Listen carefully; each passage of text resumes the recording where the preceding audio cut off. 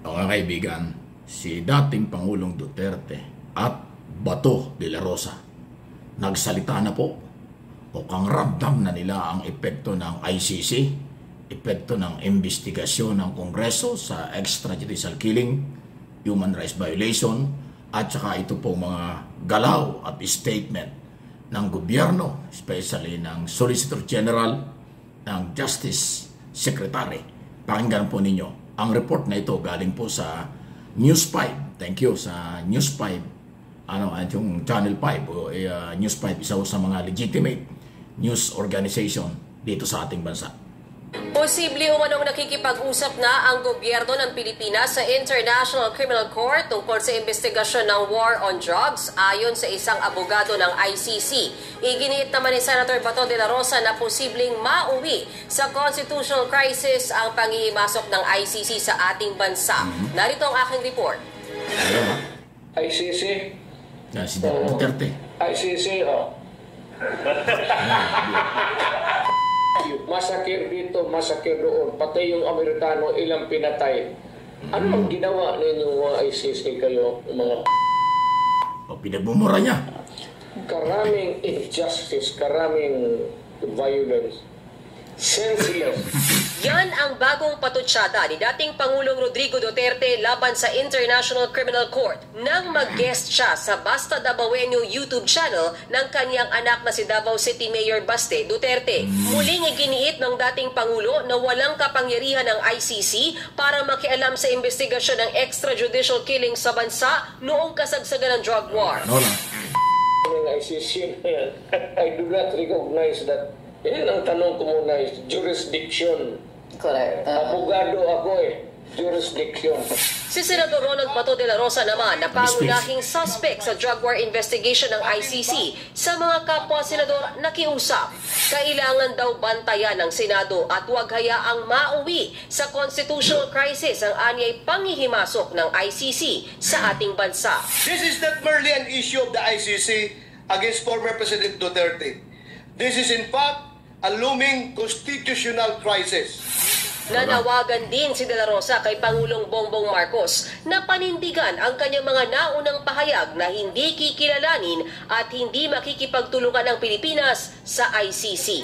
Tino na naman ng senador ang tila pag-iba ng tono ni Solicitor General Menardo Guevara at Justice Secretary Boying Rimulya pagdating sa ICC. Sinabi kamakailan ni Guevara na hindi mapipigilan ng gobyerno ng Pilipinas ang ICC prosecutor na hingan ng panayam ang mga persons of interest sa drug war. Habang si Rimulya, sinabing hindi trabaho ng DOJ na harangin ang anumang hakbang ng Interpol. Mapanganib po ang mga pahayag ng ating Secretary of Justice sapagkat maaring makapagbigay ito ng mensahe sa ating mga kababayan na hindi kaya ng mismong DOJ na pangalagaan ang rule of law. Nakalulungkot din po na tila na hindi maingat ang Solicitor General sa kanyang mga unsolicited opinion. Sa kabila niyan, hindi raw natatakot si De La Rosa na harapin ang mga reklamo laban sa kanya. Pero sa Korte ng Pilipinas lang daw siya haharap. Naiintindihan naman daw ni ICC Assistant to Counsel Attorney Cristina Conti ang himutok ni Senador Bato. Lalo't mahalaga raw ang kanyang naging papel sa kasagsagan ng drug war. I see him as well as someone who is most responsible for the killings. At kung meron man na, kumbaga, pinaka-masisisi tungkol sa patayan. Of course, there would be President Duterte. Pero paano niyo magagawa yon? Sa pamamagitan ng pulis at yan ay sa pamamagitan ni Senator De La Rosa. Sa ngayon, wala pang inilabas na arrest warrant laban sa mga sangkot sa drug war. Pero grabe nadinig nyo? Rule of law, sabi ni Bato.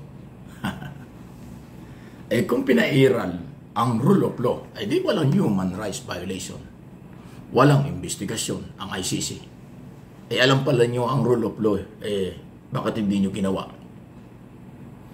Sa record ng Committee on Justice, Committee on Human Rights at Quad Committee sa Kongreso, 20,300 ang matay from July 1, 2026 hanggang 2027. 1 year lang sa war on drugs.